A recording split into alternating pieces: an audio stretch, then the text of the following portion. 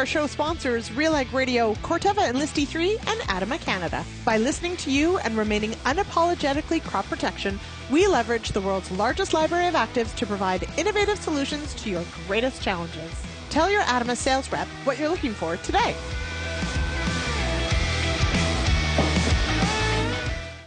Hello, everyone. Welcome to the Agronomists. I am your host, Lindsay Smith, and yes, it is the final show of 2023, but don't worry, we're going to be back and bigger than ever January 8th. We're just going to take a couple weeks off, enjoy the holidays, and we'll be back. And actually, we've got some exciting news. Starting in January, you'll be able to watch a replay of the show on RFD TV Canada. So we'll come out with some details on that when we have them a little later, but watch for that in the new year. All right, great to see so many people already in the chat. Warren Steckenberger is from out my way. It poured rain yesterday and today. It is disgusting out. And I'm going to go with Ray DeBanco's hoping that it's cold enough to gut a hog. I think I know what that means. And I think it has something to do with the flies being gone when it's cold enough. Anyway, we'll keep going with that one. All right. Remember, of course, if you collect those CEU credits for watching tonight's broadcast, you can do that. Head on over to realagriculture.com/agronomists and let us know you watched the show. As promised, tonight is all about our lessons from this year, our wins, our losses, and very much what we learned and what we're going to watch for next year. So let's bring in our guests. I'm super excited about this. Dun, da, da, da. And I shall note, not one of us mentioned what we were wearing, and yet we are color coordinated, everyone. I am very proud of our mind melds. All right, Jason Voogt out of Manitoba, Johanna Lindeboom out of here in Ontario with me, and Lara DeMoissac out of Alberta. Welcome here, panel. Thank you. Thanks for having us. All righty. Johanna, can you hear me? I can hear you. Yay! Okay, good. We are all good. This is fantastic. Okay, let's start with, now, Lara, tip of the hat to you. Your first show as a guest on The Agronomists. Welcome. Thank you. Yes, I'm very familiar with being on the other side of the screen. On the other side, yes, and in the chat as typing well. This up furiously and learning all sorts of things. And now I'm over here. Over here. All right. That's right. So now, for our audience who don't know, where are you based and what keeps you busy in the everyday? Me? Yes, you. Yeah, yes, okay. you. I'm a precision agronomist for SWOT maps. Well, technically it's Croptimistic technology, but the technology that we license is called SWOT maps. So soil, water, and topography mapping. I cover all of southern Alberta. All of it. And do a lot of soil sampling. I'm pretty sure you win for the most soil samples pulled in a season. Do you? I don't actually. Really? I don't. Well, I don't want to know. I don't want to know who wins then, Lara. I really don't. It's all relative. It's all relative. Oh, Sometimes you count how many fields did I sample or how many acres have I sampled. Yeah. She's got me there. Yeah, she's got me there. All right, now Johanna, you've been on a couple times this year and at key points in the year. So I was super keen when you said that yes, you would join us for this show because we managed to touch base right after planting season and sort of trying to figure out where we were at a little later in the year. And now, of course, we've got a better picture of how the year has gone. But I'm going to ask, and I hope the answer is nearly done, but how far along is the corn harvest where you are?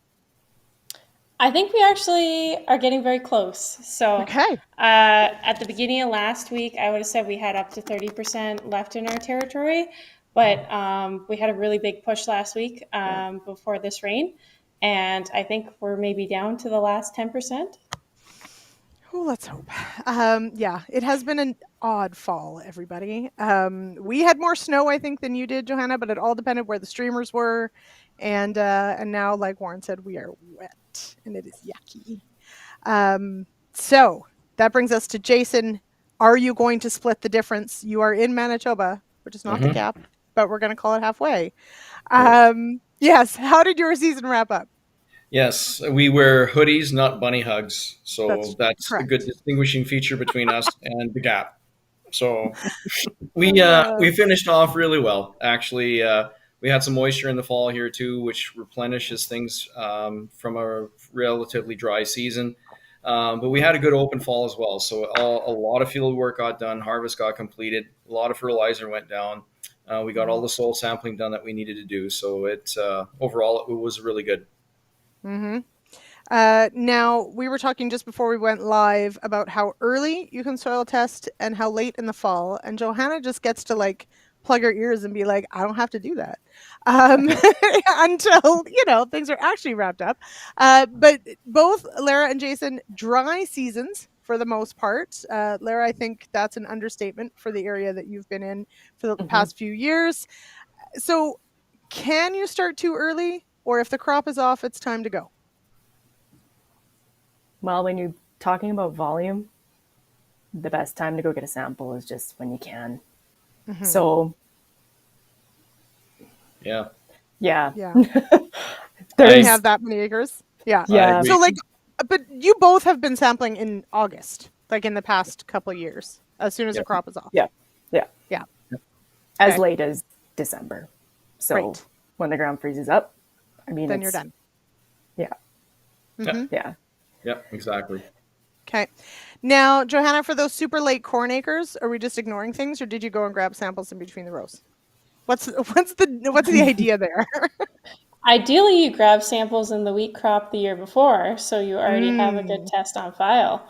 But yeah, I think no time is too late. It's probably like the most forgotten practice on the farm. So if you can get out there, go take them.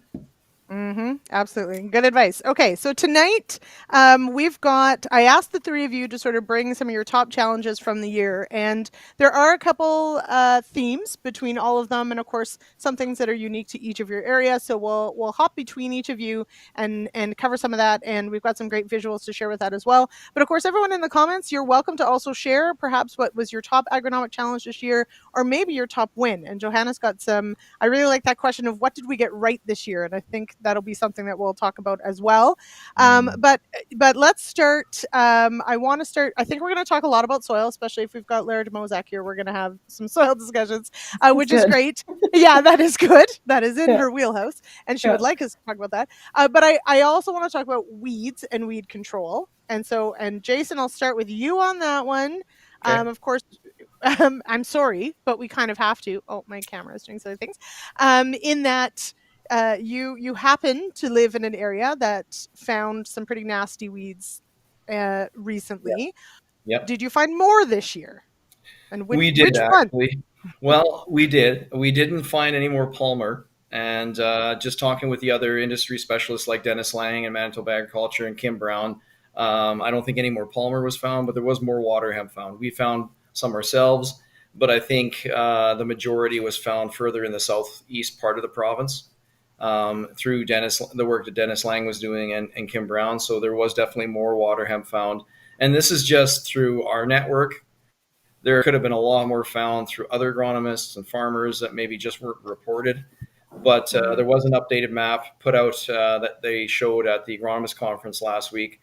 And I forget how many RMs that we have now, but it's definitely increases every year. Mm-hmm. Not good. No. Yeah, RMs being rural municipalities, everybody. Here we have counties. Lara, do you have counties in Alberta? I think it's we have counties, but yeah, I grew up in Saskatchewan, so I know. So it's true. I know, but you're based in Alberta now. Anyway, we have to clarify the language between this great country of ours. There's a lot of things we have to learn. Okay, so Palmer, Johanna, have you had the joy of dealing with water hemp and all the big guns? Yeah, there's actually a lot of water hemp close to my house. Probably within 15 minutes of my place, there's an outbreak that seems to have been spreading. And this was probably the most I've seen it spread farmer to farmer. The last few years, it's more been spreading within, like you would know the farmers that have it and it would spread within their fields. But this year we saw it on a lot of new growers' places. And I think it's definitely going to be a concern. One really neat thing to see is we had some growers who last year in 2022, they couldn't see their soybeans for the water hemp in the fields. And this year they had a 40 plus bushel crop of beans and they were thrilled. and you would have hardly known what the weed pressure was there the year before. So is that a, hey, we're figuring out some herbicide combos? Is that fall weed control? What are we attributing getting somewhat ahead of it to? I think the building block is definitely residual herbicides. And then a huge help has been like the Enlist E3 system. If you have those crazy high pressure fields, it allows you that rescue spray. So even though we did have a lot more come up late season, they were able to do something with it. Now, Lara, you walk a lot of fields and drive a lot of fields in the fall, especially. With this persistent dryness, what is the weed spectrum that you see out there after the crop's off? Well, that's a pretty loaded question because I actually cover yes. Yeah, I cover the black, the dark brown, the brown, and sometimes the gray. So but I would have to say the biggest challenge probably for the majority of southern Alberta is controlling kochia early on. And that because it was so dry, a lot of the pre-emerge that went down did not activate properly. So, battling big kochia throughout the year. So, but I see a smattering of lots of weeds. Everything. Russian thistle on the eastern side of the province, cleavers, dandelions. Yeah. So mostly just the dryness, not helping. Yeah. I mean, kochia is, that is really for the prairies entirely an issue, but it seems to do fine in wet. It seems to do fine in dry. It just seems to do fine all the time. Jason, what success are your growers having with kochia? Are there any successes? Well, it is, again, challenging, just like Lara was saying, too, because it's becoming a more predominant weed, and it's moving further east. That's the thing. It's always been considered more of a western weed in Manitoba, more of the no-till areas, but it's been moving further east in heavy clays, through our area of south central Manitoba, even into the Red River Valley. And with it, of course, it's bringing its resistance. So we have been moving a lot of our growers into doing a lot more pre-emerge, in particular in corn and soybeans, and then using the technology in the soybeans more than we've ever had before. And because we do know that we've got group 9, group 2, and there has been group 4 resistant, to dicamba found in Manitoba. And so we have to be aware of that. So I do see a bit of a trend now, just kind of starting with our guys moving from Extend to Extend Flex. And with Corteva and Pioneer moving to Enlist for 2025, we're going to start seeing a bit more of that as well. So I think we're so far in our area east been able to stay on top of it, but it is something that is a concern because it is progressing further west or further east all the time. Mm-hmm. All right, let's back up a little bit because Lara pointed out the dryness, and so picking that, trying that layering of herbicide control using a residual or something that needs moisture to activate, like a soil applied, and it not working out. Johanna, maybe we'll start with some of your slides here and let's go back to establishment and sort of how that has carried through. So I think Producer Jay, I think it's her very first slide, Johanna. We did talk earlier in the year about some of the challenges of this spring and how they have followed through. So what are we looking at here? It doesn't look good on the left. Yeah. So we started out super dry, and then we had a couple of significant rain events that seemed to be either successful or detrimental to your crop, depending on which side of them you planted. On the left, we had some corn that got hit by cold temperatures. In the middle, we had some crusted soybeans, and then on the right, we had the soybeans into bone dry soil. So that was everything we were dealing with early season. But predominantly, we were extremely dry and just fighting with how to get a crop out of the ground, how to get seed to moisture, and how deep do you plant. And yeah, there was probably a lot of stress around planting time, and the time it took for a crop to emerge was maybe up to 3 weeks in some cases. Mm-hmm. Now, so then this, of course, carries through to other issues throughout the year.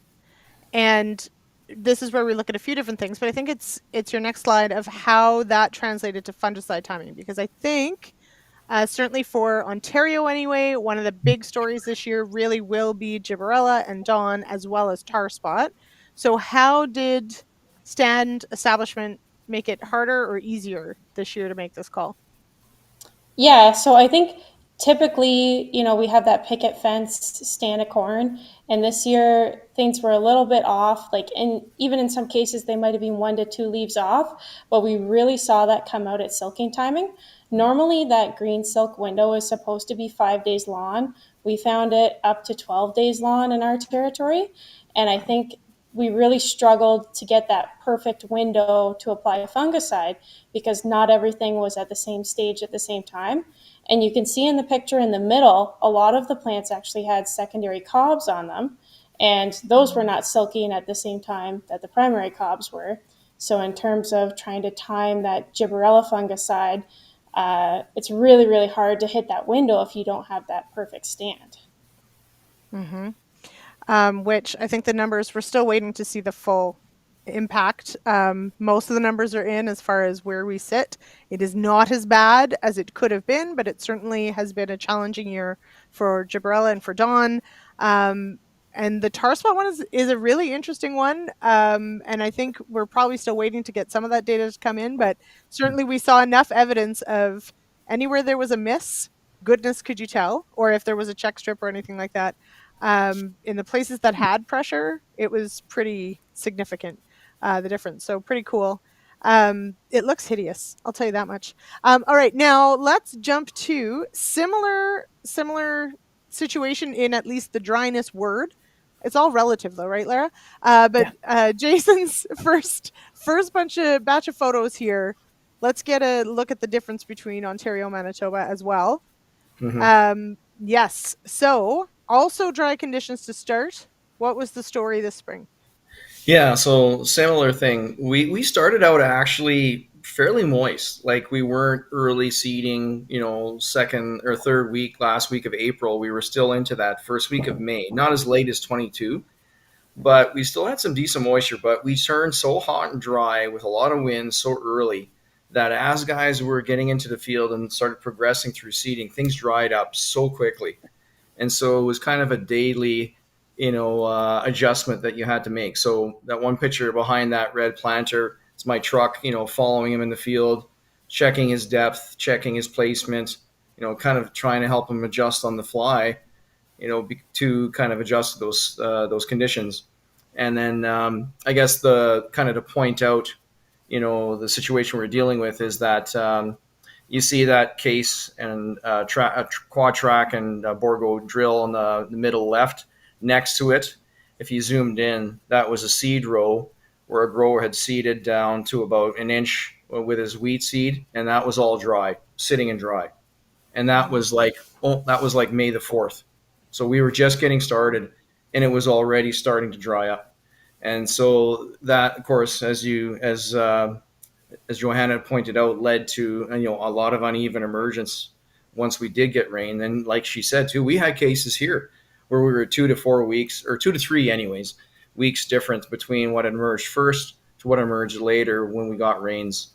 And then the bottom picture was just assessing a pinto bean field emergence based on that seeding depth. This was a situation where we had to go quite deeper than we normally would want to go. And it was one of those cases where should we not? Grower was quite hesitant. We still planted deeper than normal. And so I was, it was taking a little while. So of course he was quite concerned. And so I was going out there doing, assessments, trying to count plants and see what we were going to have for stand. If it was going to be one of those replant situations or just go with what we had. So what happened? It was good. We came up with enough plants. Yeah. And again, the key there, why it worked this year, and this is something you can't do every year, was you were better off planting deeper in most cases for, let's say, soybeans, dry beans, and canola, because we didn't have these big rains to, compact the soil and allow it to stay cool and have struggle to emerge. Things stayed so warm and so dry that even though they were deeper, they had enough moisture to germinate and had great conditions to emerge. So in the end, it turned out okay. But again, it's not one of these things you can count on every year. No, absolutely not. All right, let's pause and we'll send a shout out to our show sponsors. And then when we come back, Lara, you're on deck. We're going to talk about some deficiency symptoms. And we've got some lovely slides with numbers and maps. All right, Producer Jay, if you would. Our sponsors for the Agronomists are ADAMA Canada, RealAg Radio, and Enlist E3 from Corteva. Looking for high yields and clean fields? Choose Enlist E3 soybeans. Part of the Enlist weed control system, Enlist E3 soybeans help you control tough weeds, providing herbicide choice and tank mix flexibility. Enlist E3 soybeans, the best in beans, period.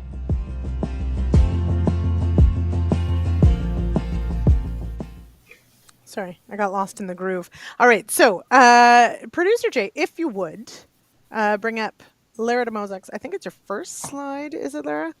Slides 1 through 3. 1 through 3. Here we go. All right, so where is Debden, Saskatchewan? Do we have a map? Can you give us a general idea? There is a map later on. Okay, super. Well, no, I love maps. It's in the kind of northeast. So these are courtesy of another agronomist who works in Saskatchewan. Okay. Yes, who's out that way. So in Alberta, there's 2 of us. And then in Saskatchewan, there's a whole crew. Yes. A whole crew of brilliant agronomists they work their tails off. But this came up in one of our agronomy meetings, our internal agronomy meetings, that so Debden is actually kind of, I think, on the fringe between the black and the gray soil zones. Okay. Which is why it has, why we were seeing some canola that was looking cupping, but not purpling, right? So that's what twigged her to think, well, this isn't sulfur deficiency. So she dug a little deeper. If you go to the next slide, Jay, she went out, did a tissue test, got some from the abnormal zone, which you can see is zone 1, 2. So in our system, it's zone 1 and 2s are highest and driest. Zone 9, 10s would be depression, sometimes wet, sometimes saline. So abnormal area, normal area. You can see the abnormal area, the manganese was very high. And very high. VH, very high. Very high. Yeah. You've got in the comments, Lara, from Warren, 950 with 5 exclamation points. That's a lot of it. It's just 250, Warren. Yeah. 950. Yeah. Okay. Well, I guess. Well, yeah. Zone 1, 2. Okay. So moving to the next slide, Jay. So yeah, you can see it's kind of northwest. So it's on the fringe between the black and the gray, technically. The OM, the organic matter, is very low, and especially in that zone 1, 2, the pH is 5.3. So we're getting on the cusp of slightly acidic, for sure. Yep. and then you look at, you look in the zone 9, 10, and you see an OM of 4.5, which is great. And then you see a pH of 8.1, you think, well, those zones probably have a little bit of issues too. But anyways, so manganese toxicity, which listening to Jeff Shano and Rich Farrell and Blake Wyseth talk last week at Sask Agronomy Update, I think it was Jeff that brought up, yes, they've seen it before, that in the black and the gray with low pH. And we're talking about luvasolic soils instead of a chernozem. So, and that's why I say it's on the fringe, because texturally it could actually technically be a chernozem. But if it's that sandy and that low pH, it's probably a luvasol based on how. So does something trigger this though, as far as like actually having the symptoms show up, that it would? Because I mean, I don't that's not super common to see such things. So in that area, it's not unheard of, but I think the drought just exacerbated the problem, and it exacerbated other things like, plants just not being able to take up nutrients, right? So there was no rain. And in some parts of southern Alberta, they got 0. 6/10 Yep. all year. So we also 6/10. saw, yeah. That's it, Johanna. 6/10 all year. We're sitting at 40 inches. So anyway, yeah. yeah. That's why I say it's all relative. It's all relative. One person's trash is another person's treasure. Right. So I would also like to just point out, Oh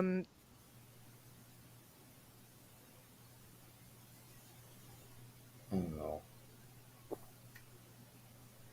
Did we lose Lindsay? I think we lost Lindsay. I made a joke about this earlier that there's a good chance we lost Lindsay. If we lost Lindsay, I would try and second host. So Lara, did those plants recover at all, or did they end up dying off? No, they recovered. Okay. I think it grew through that. It obviously yield wasn't going to be as good in the zone 1 too. Okay. Kind of speaking about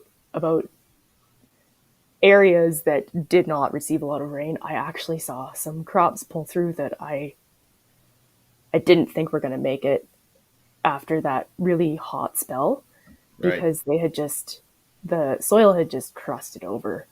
They had managed to push through, and they were just hanging on by a thread, and they were wilting, and I thought they were going to die, and I thought, oh no. Yeah.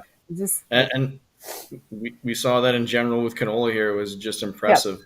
But the reason I ask you about the manganese deficiency is because I have seen that here too, and it was something that was basically created by the producer. It was a grower I was working with back in 2012. So we got sandy soils, so we're talking like 8 pH, and he got a hold of some flax meal and applied it high rate to some sandier ridges of his field, and grew corn the year after. Of course, corn did great. So the year after that, he grew soybeans, and those soybeans on that ridge all died. And we before they completely died, we did a tissue and soil analysis, and what we found was it was the same thing, manganese toxicity.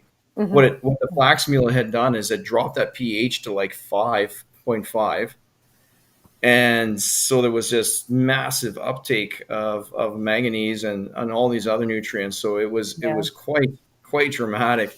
So it was great for the corn, but it wasn't good because of what it did was it unlocked a lot of phosphorus for that corn.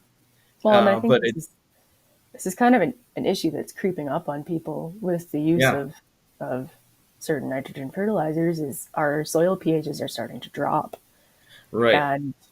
And they've been dropping for a little while now. So like, that's true. Dare I throw out the term some strategic tillage, but things I never thought I would say. And it's not even Tillage Tuesday, but it's okay to say that. yeah.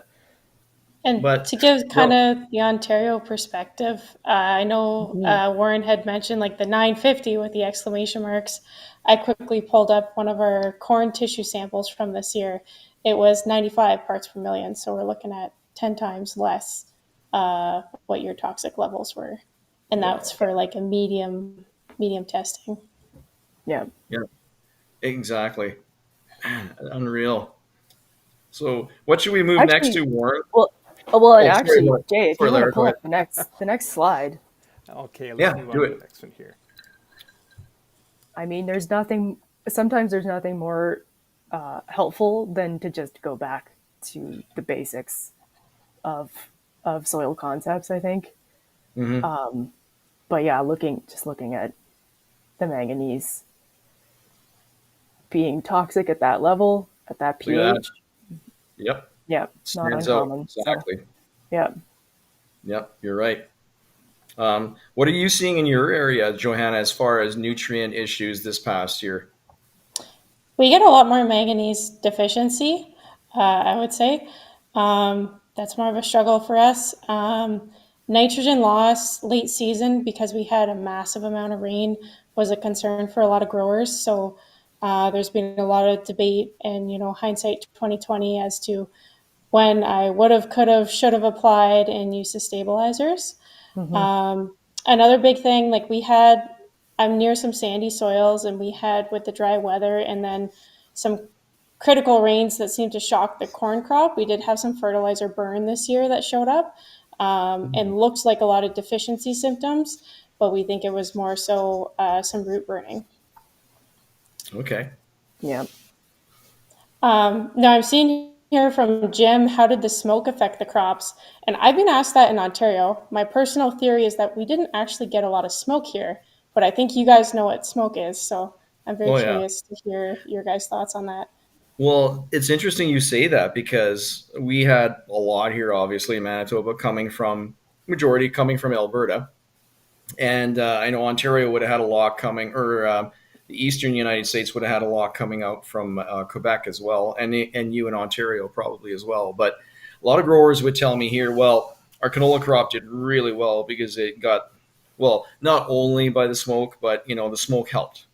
And I'm like, yeah, okay, but we had a cooler July, August, and cooler nights, more moderate daytime temperatures that helped canola in particular.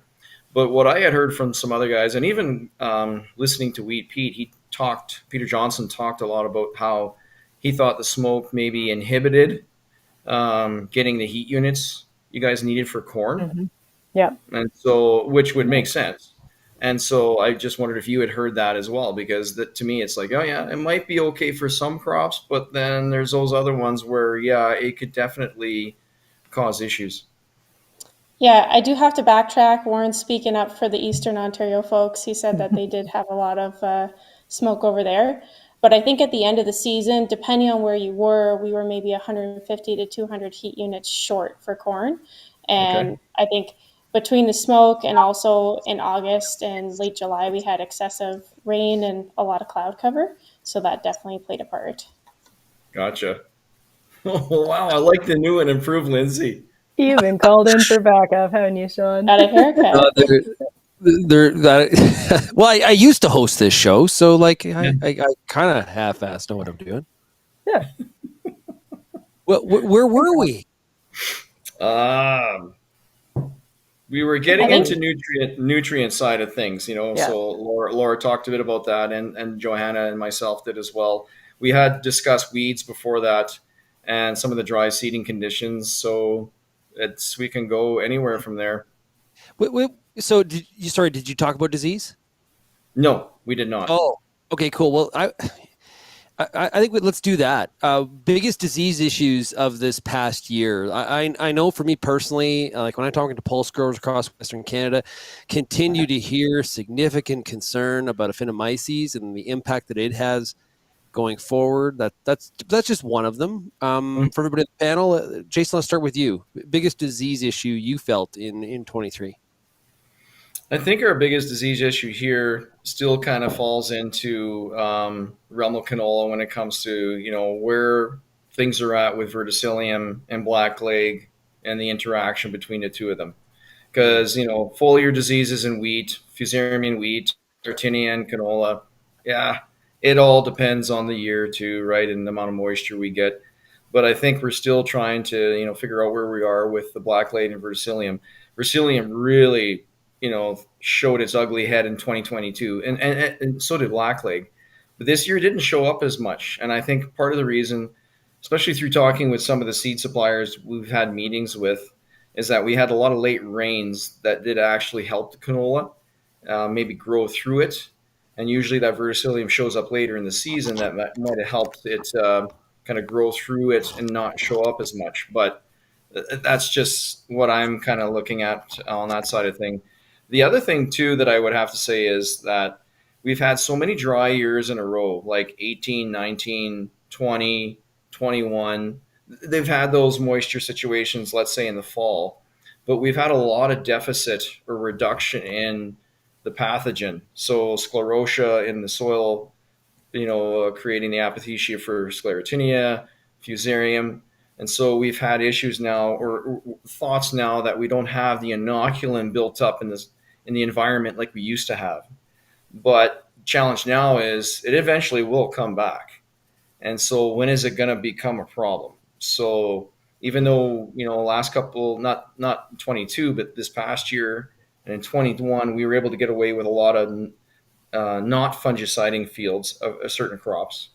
But going forward, the challenge is now going to be, we're going to really have to look very closely at that as whether or not we can get away with it again, depending on the kind of conditions we get. You know what, though? It's been so bloody dry that I yearn for where we have major disease pressure again. I know. Well, I would like that problem, right? Like it's sort of like, it's sort of like, Johanna, when we have soybeans, right? We have the white mold in the beans. If there's no white mold, it's sort of like, well, do we really have yield out there? But if we at least like, it shows you that there's some density and there's some opportunity. I guess, Johanna, for you, what would you say is the biggest disease issue you saw this year in 23? I was going to say dawn, white mold, tar spot, northern corn leaf blight, in that order. So I think white mold was the big one for the soybeans. In our area, like, we're on super heavy clay, so if we see a little bit of white mold, like, we're excited. That means yields are through the roof. But if you're in Oxford County or some other areas, maybe they don't like that so much. But it definitely I feel guilty complaining about disease in front of you guys because, it's a high yield problem for us right now. And I think our struggle has been like hitting that top end yield of the crop, and these are the diseases holding us back. And that's sort of maybe the opposite of this crazy drought you guys have seen in Western Canada. Yeah, at the same time, though, like, you can really drop your guard where, like, Albertina's done a really good job educating everybody on tar spot. And there's areas where, we didn't see the tar spot pressure that maybe people anticipated or thought that we would maybe see. And then when we roll into hybrid selection for the following year, people kind of forget about that kind of stuff. They drop their guard. Like, last year's problems are not next year's problems. Mm-hmm. So we need to, you even though 23, some of these things weren't an issue or as much as maybe we anticipated, you still got to be on your game making that planning, because if the weather's conducive to those diseases, you're going to need some ways to defend against it, right, Johanna? Absolutely. And I think in the particular case of tar spot, how fast it's spread across Ontario in 3 years, usually for something to come into southwestern Ontario and then get over to us in Niagara, it takes a little bit longer. We have definitely seen more later season infections, so I don't know if it's hitting us on the yield end quite as much. But you could definitely pick out what the susceptible hybrids are, what the tolerant hybrids are, and that's a big component for seed selection. And I would say you got to know your area too, because we also saw a lot of northern corn leaf blight in corn. And just because we have tar spot on the radar doesn't mean that you can forget about that either. And, then dawn is going to come into play as well. And there is a lot of hybrid tolerance to gibberella and fusarium. So there's a lot that goes into that seed choice this time of year. And I think growers are really scratching their heads trying to get to the bottom of it. Well, Wes Anderson, who is watching, Lara's colleague, says Sean needs to admit he's a bit of an agronomy geek too and loves this. Well, yeah, of course. Lindsay kind of stole this from me. I love this show. This is great. So she doesn't know it yet, but I actually pulled the cord on her power so I could jump in here. Nice. Yeah. All the way over here. Yeah, I think what we have to do is we're going to get to Lara and your disease issue, but I think first we have to take a sponsor break. So, Producer Jay, over to you. Our sponsors for The Agronomist are ADAMA Canada, Enlist E3 from Corteva, and RealAg Radio. Real Agriculture's RealAg Radio is Canada's only daily one-hour agricultural radio show broadcast across North America on Rural Radio Channel 147 on Sirius XM. Hosted by ag expert Sean Haney, the show airs weekdays at 4:30 Eastern across Canada and the U.S. and is rebroadcast at 7 a.m. the next day. Listen live on Rural Radio Channel 147. Check it out on the site at realagriculture.com/radio or download the podcast wherever you get your podcasts.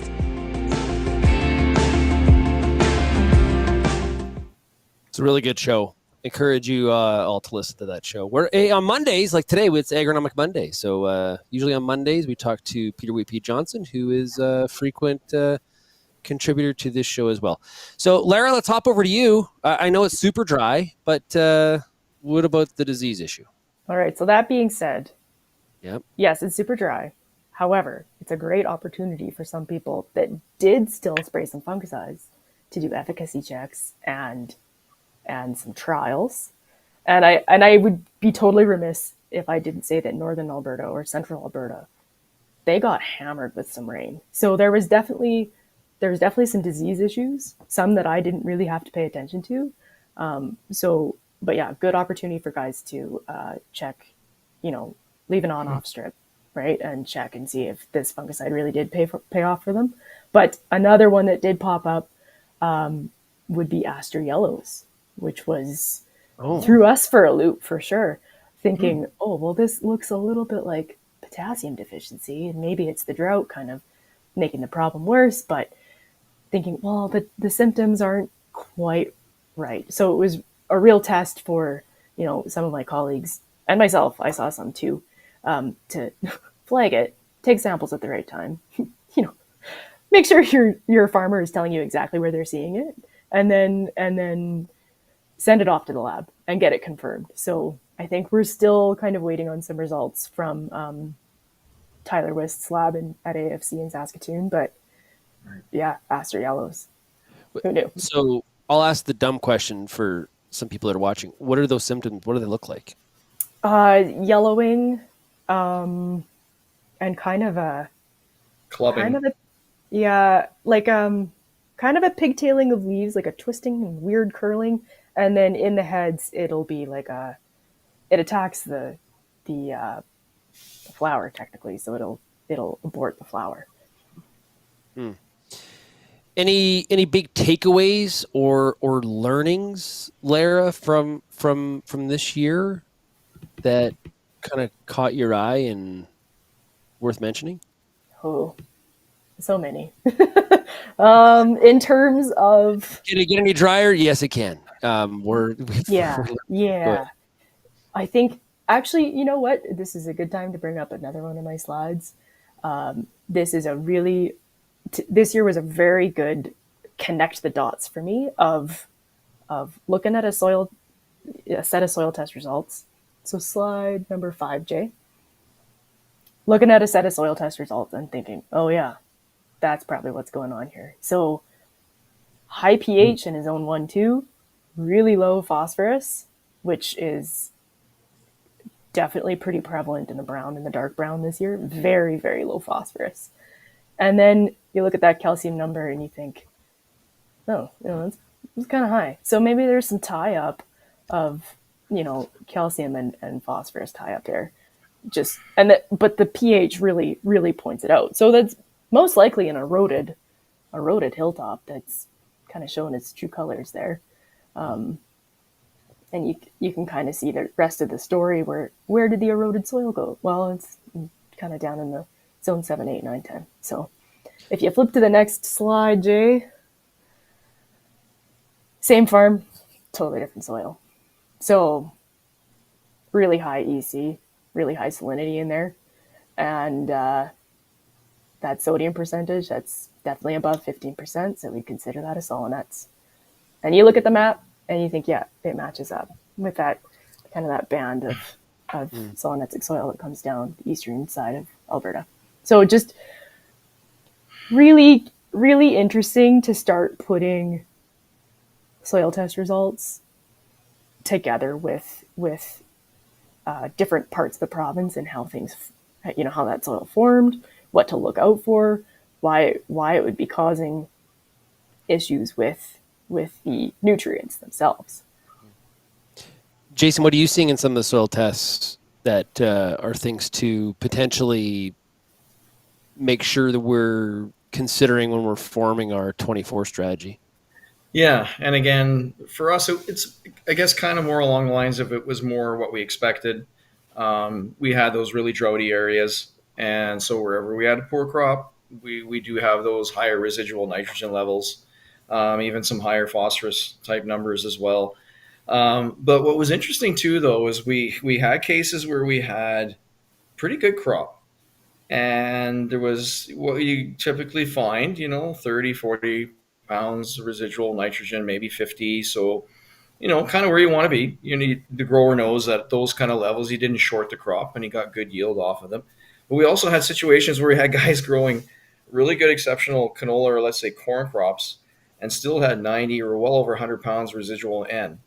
And in those cases, it was like, okay, so what's going on here? And I remember seeing a discussion that came out of AgVice labs that we sent all our samples to, that depending on that situation, how dry that crop was early, what happened is that canola crop or that corn crop really rooted deep, started following that moisture down early. And so what it's doing is, I mean, we only tested 2 feet.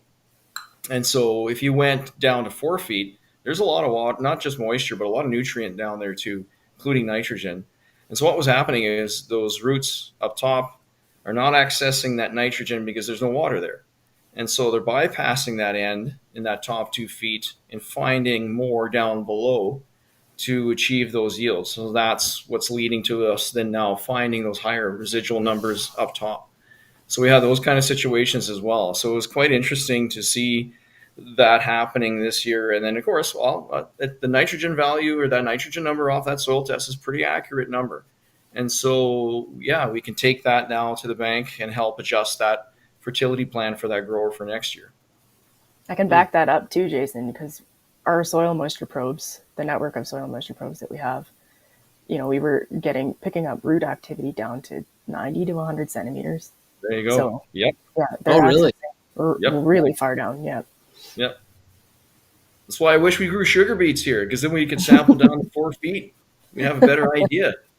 But it still would be good. I don't have that kind of hydraulic punch on the back of a truck. Yeah, exactly. Also, the Dutch auger only goes so deep. Yeah.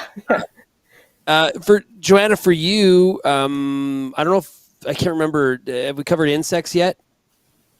Not yet. No, we haven't gone through insects. Go for it. All right.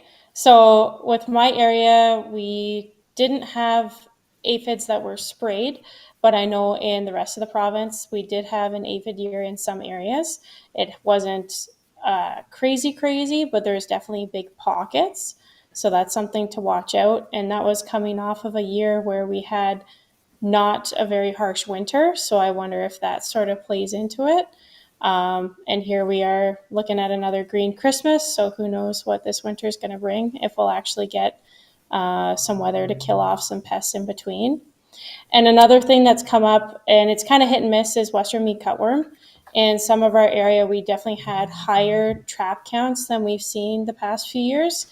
But, you go in and you scout the field and you have a really hard time finding the egg masses or timing the spray. I think especially in some of the hot spot areas on some of the lighter soils, people saw more issues this fall, and that adds a vector for diseases like ear rots and gibberella to come in. So it plays into this whole ear mold and dawn factor as well.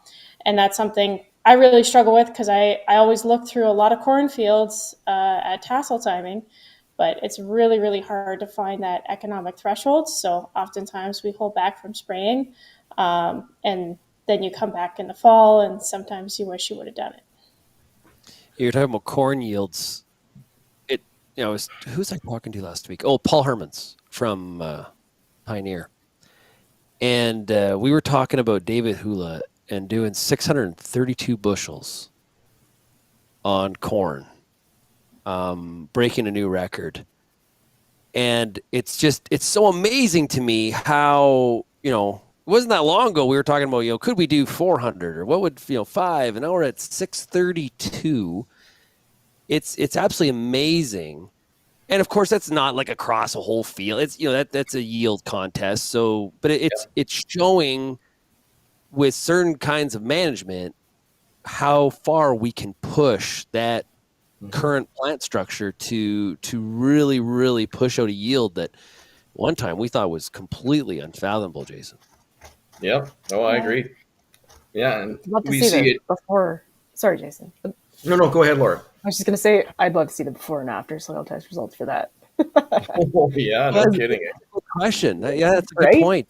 Yeah, absolutely. And so, you kind of make a good point, Sean, of how far can we push that plant structure, but it's also how far can we push that soil? How far should you push the soil? What is that soil capable of? Which is why when when we talk about different soils and drought and everything, that's why I say it's always relative, because different soils are capable of different things.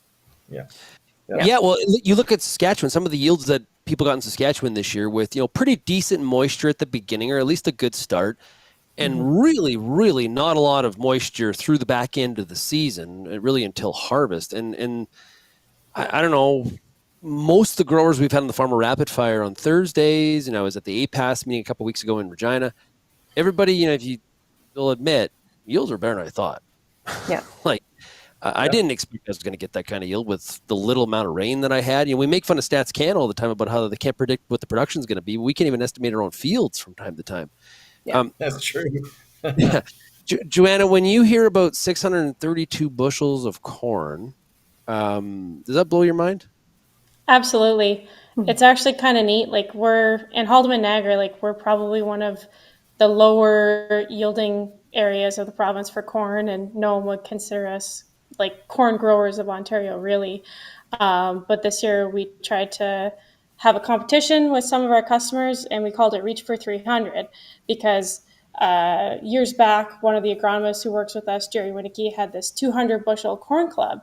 And he said, now everybody's hit it, right? Everybody's seen it at least once. So what are we striving for next? And just trying to get people excited about agronomy after the last couple of years we've had with some of the crazy fertilizer prices and COVID and supply issues. How do we get excited about pushing our fields and our yields more? And with the weigh-offs this fall, it's some of the highest corn yields that I've seen consistently in our area, which is really exciting. Okay. Ray's got a question here. Crop sequence maintained in 2024, or some of the growers adjusting basic economics, weed pressure, disease issues in certain cases? Kind of a Western Canadian question. Jason or Lara want to take that? Okay, so crop sequence maintained in 20. I think to be determined. Yeah, I would have to say, so how I read this is that, our growers adjusting their rotation a lot based on that. And I would say that, and in most cases, growers are still sticking to their pretty normal rotations. I don't think they're adjusting things too much based on this. Obviously, if things get real extreme, let's say you're in a grower that's got issues with Phennomyces and peas, he might be having to drop that crop entirely. But I think in our South Central Manitoba here, even with, we talked earlier with Lindsay on the weed side of things about we're finding more water hemp, more resistant weed issues. It's not changing guys' crop rotations. It's just looking at other management strategies to continue to be able to grow those crops in that rotation. So maybe we're adjusting the crops within that rotation, what follows what. Yeah. But what it comes down to is, more is looking at residuals, pre-emerges, more herbicide layering, maybe looking at some other cultural controls like cover crops and, seeding rates and spacing and things like that. So I don't see that changing a whole lot in 2024 anyways. We're a stubborn bunch, right? We will try. I like how you put that. We will change the order of the crops. Maybe it's some of the strategy around it. Maybe it's some of the way. We'll exhaust all the different options before we, feel for example, because of whether it's economic, some of the dryness is one example, but even something like I mentioned of Phennomyces earlier, right? The people are going through every possible strategy they can because they don't want to have to remove lentils out of the rotation for a significant amount of time because some of the land values are because of the fact they had lentils in the rotation in the first place. And so, we are a stubborn lot. Lara, sorry, I think you're going to say something. I was just going to add that we almost have to have 2 fertility plans for the same crop plan. One that's conservative on nitrogen and MAP, right, or nitrogen or PK blend, and one that's going to be a little more aggressive.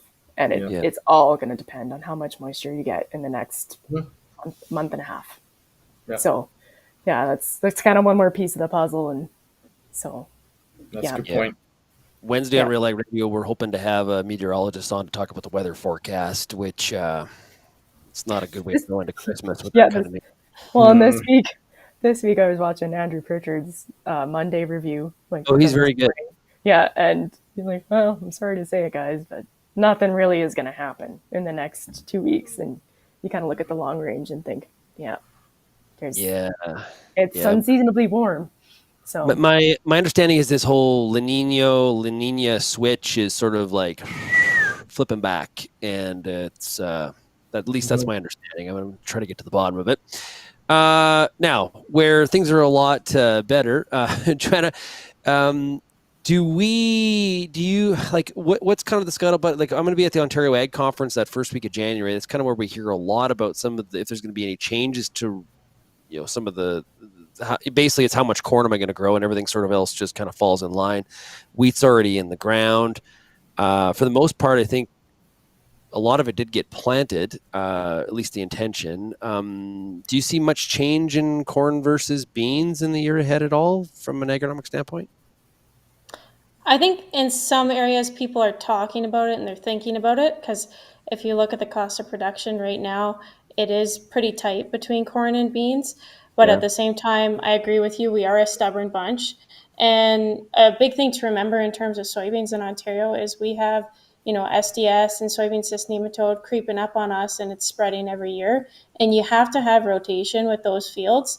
And I think a lot of people are keeping corn in the rotation to make sure that they don't have too many years of beans that are building up those diseases, because they will really limit a soybean crop. Yeah. Okay. When I used to host the show, we went like 90 minutes, but the current host, a lot more excited about this whole hour thing. So let's finish up with this.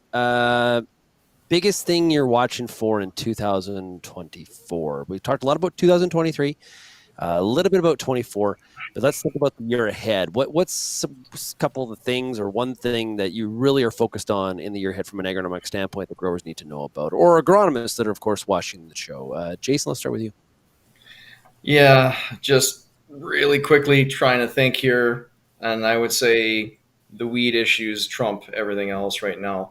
We talked about this earlier with Lindsay, that just with the whole weed resistance, but just the weed populations and types moving further east in South Central and into Red River Valley. So kochia, Canada fleabane, water hemp, those kind of things, and the resistance that goes along with them. So I think that's going to be the one thing that we're going to really be watching out for, is a lot more of that.